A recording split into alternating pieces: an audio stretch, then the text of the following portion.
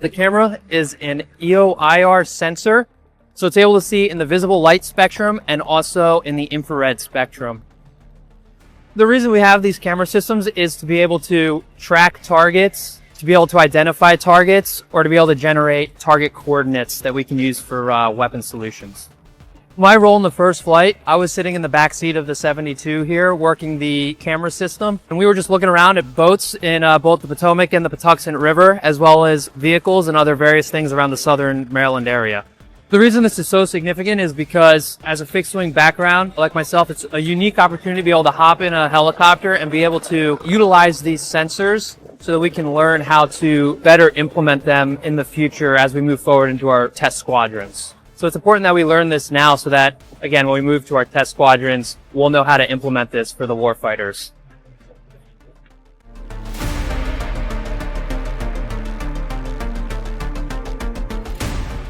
Space Delta IV, in a nutshell, is responsible for missile warning and missile tracking across the entire enterprise.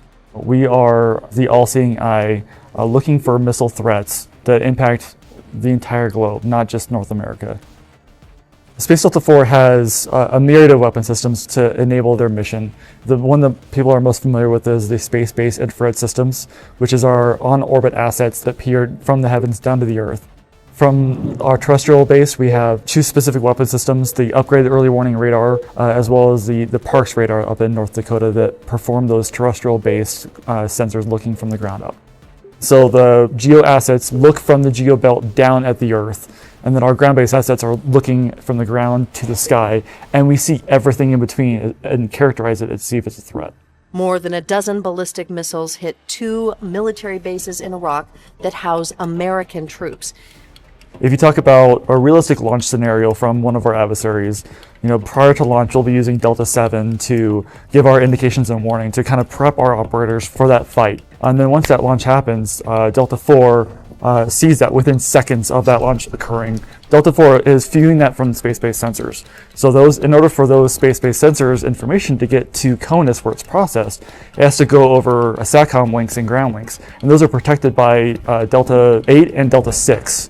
In the event that space launch is not a missile threat, we'll hand that mission off to Space Delta 2, and they'll characterize that as a space domain awareness mission. So it's a resident space object at that point in time, and they will make sure that those objects are taken care of. And then in the event that it's going to come back into the atmosphere, then it's Delta 4's problem again to do re-entry assessments.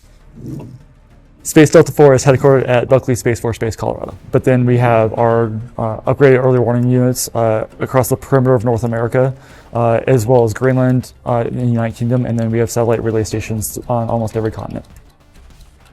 If anything exo-atmospheric is coming into our bubble, we have sensors basically peering out in every direction from the United States and Greenland and our coalition partners in the United Kingdom to say what is coming into our house, what's coming into our yard, and then we have a plethora of response actions of what are we going to do about it.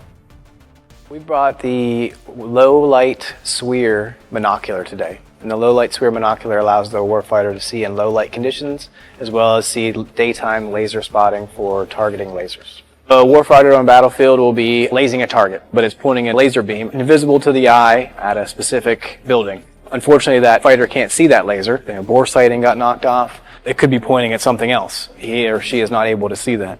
With this device, you could actually see the laser, make sure it's on the target, and when you bring in the air cover, you can verify that you both see the same target and hand off to be able to engage that target. Currently, the state-of-the-art is a device that you need to use filters. Our device, you don't have to do that. You see the entire visible and SWIR spectrum. Also, the size, weight, and power is much less, and the amount of PRF decoding you can do in ours is a lot more. SWIR is used in medical devices, so you can actually determine good tendon from bad tendon.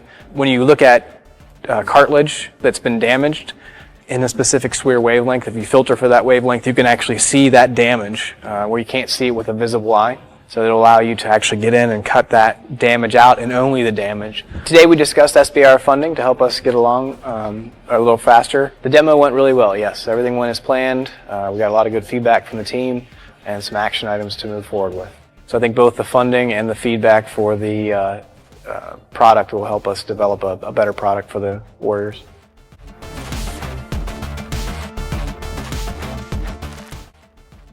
Space Systems Command and the Future Operationally Resilient Ground Evolution Program delivered forge processing to the Overhead Persistent and Infrared Battlespace Awareness Center. This marks the second delivery and operational acceptance for the Forge program. Forge processing utilizes the Forge framework, which enables the development of modern applications to enhance OPIR sensor processing and data exploitation. These applications are now fully integrated onto the Forge framework, replacing the legacy software system. Forge is a scalable cybersecure platform for developing, managing, and hosting mission data applications.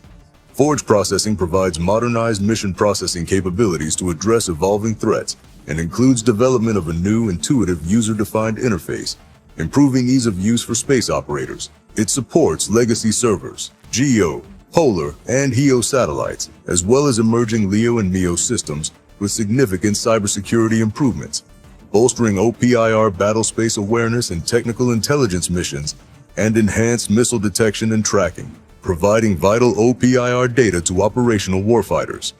The Forge framework accelerates the ability for new capabilities to be added frequently and efficiently, expands opportunities for a wide variety of vendors, empowers the government to have access to the latest industry innovations, while simultaneously strengthening resiliency, transforms the nation's ability to respond to new missile threats by considerably reducing time between development to operations, and provides new OPIR capabilities to the 2nd, 8th, 11th, and 5th Swiss, and the 64th Cyberspace Squadron. Forge provides the most advanced missile warning capabilities, enabling enhanced sensor processing, longer target tracking, and improved threat detection.